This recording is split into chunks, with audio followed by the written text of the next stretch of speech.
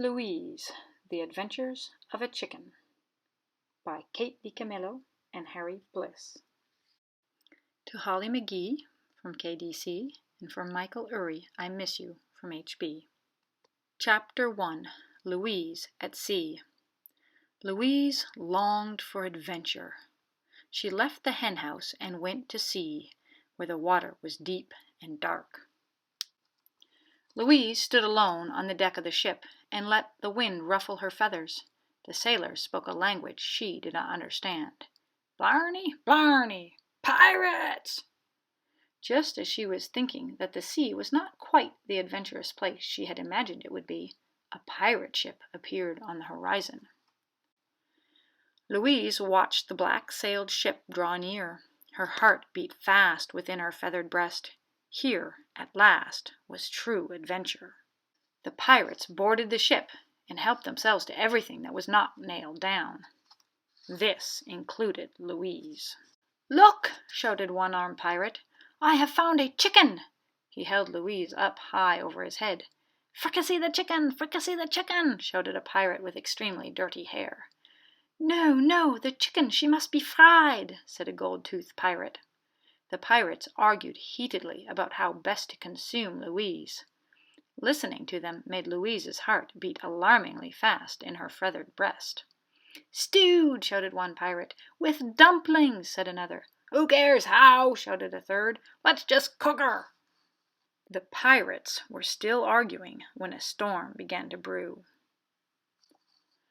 The wind howled, thunder boomed, rain crashed down. The ship was tossed about on the high seas until it cracked in two and began to sink. Louise saved herself by clinging to a piece of timber. She floated past the pirate with dirty hair. He reached out for her with both hands. "Fricasseed," he said, and then he disappeared into the mysterious ocean depths. The wind stopped howling, the sea became calm, the sun rose. Louise used her wings to paddle. As she worked, she thought often and quite fondly of the warm, dry henhouse. On her 7th day alone at sea, Louise spied land. She guided her makeshift craft to shore and hopped all the way back to the farm. She arrived just in time for dinner. "Where have you been, Louise?" asked an old hen named Monique. "Oh, here and there," said Louise. She hopped past Monique. She went into the henhouse and settled down in the straw. She tucked her beak beneath her wing. She closed her eyes, and there, safe in the warm henhouse, Louise slept the deep and dreamless sleep of the true adventurer. Chapter 2. Louise Up High. Still, Louise longed for adventure. When the circus came to town, Louise left the henhouse and followed the bright lights and loud music. She ended up in the line for auditions. "Moi?" "That's right, you." "Cluck!"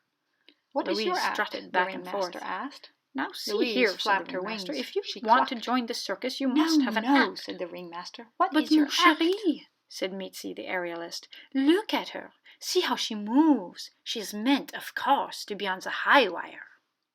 The high wire was actually quite high. Louise walked its length carrying a pink umbrella in her beak. Far below, people clapped and cheered. Louise looked down at the world and was charmed to discover that everything had become very small. However, too soon, walking the high wire with a pink umbrella became rather mundane, and Louise found herself longing for a little excitement. It was then that the lion got loose. Louise's heart beat fast within her feathered breast. Here, at last, was true adventure. She became so excited that she dropped the pink umbrella and lost her balance. She teetered, she tottered, she fell. The lion positioned himself carefully. He smacked his lips. He opened his mouth. Louise flapped her wings, and at the last minute she managed to rise out of reach of the lion's jaws. The lion roared. The audience cheered.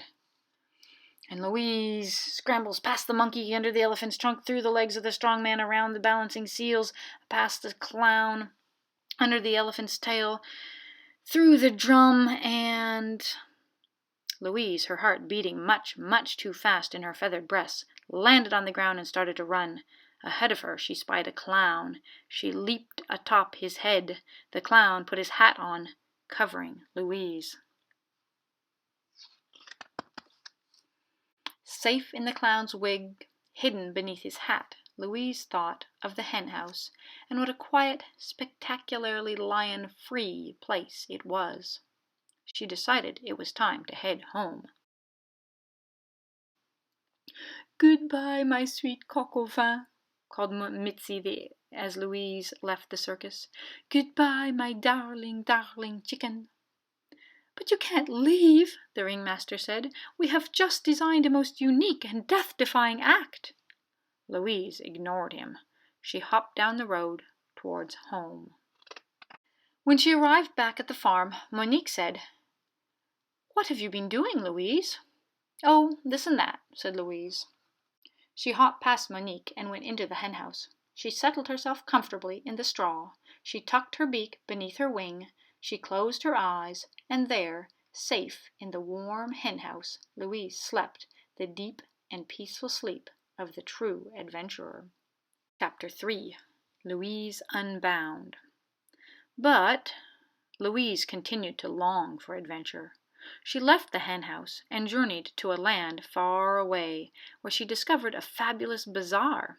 Louise strolled the length of the market, admiring the plump tomatoes and the green asparagus, the winking jewelry and the colorful cloth.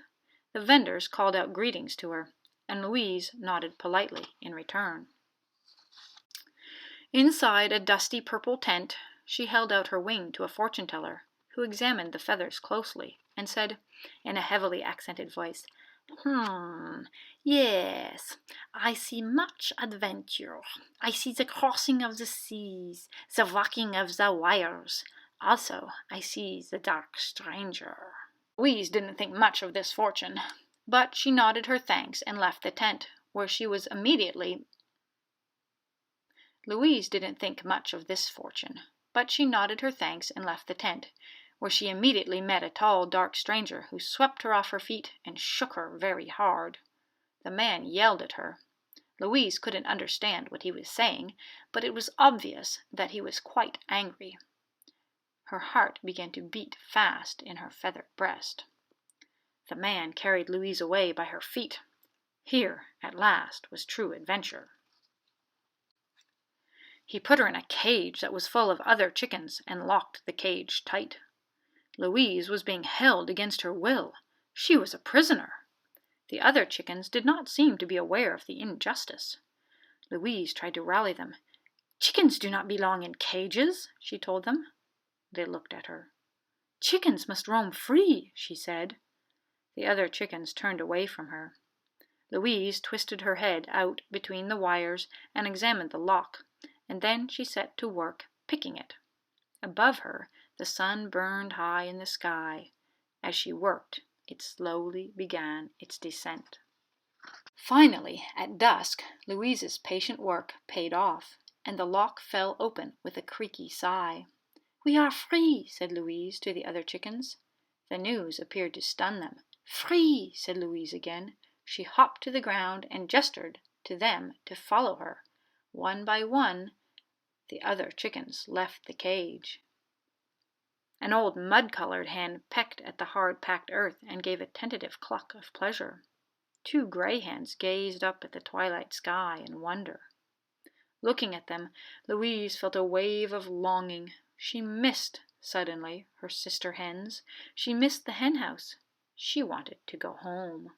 And so she headed west, back to the farm.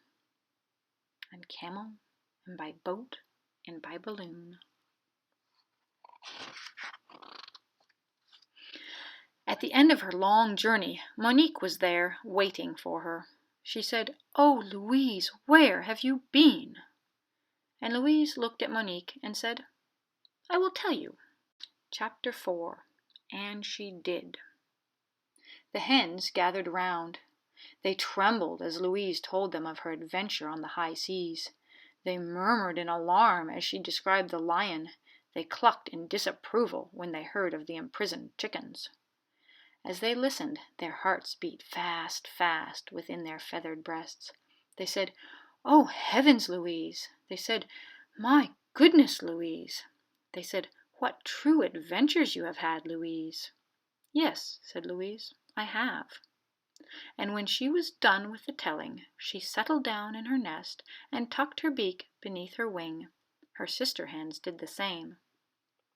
Outside the henhouse it began to rain, and inside the henhouse, safe and warm, all the chickens slept the deep and dreamless and peaceful sleep of true adventurers. The end.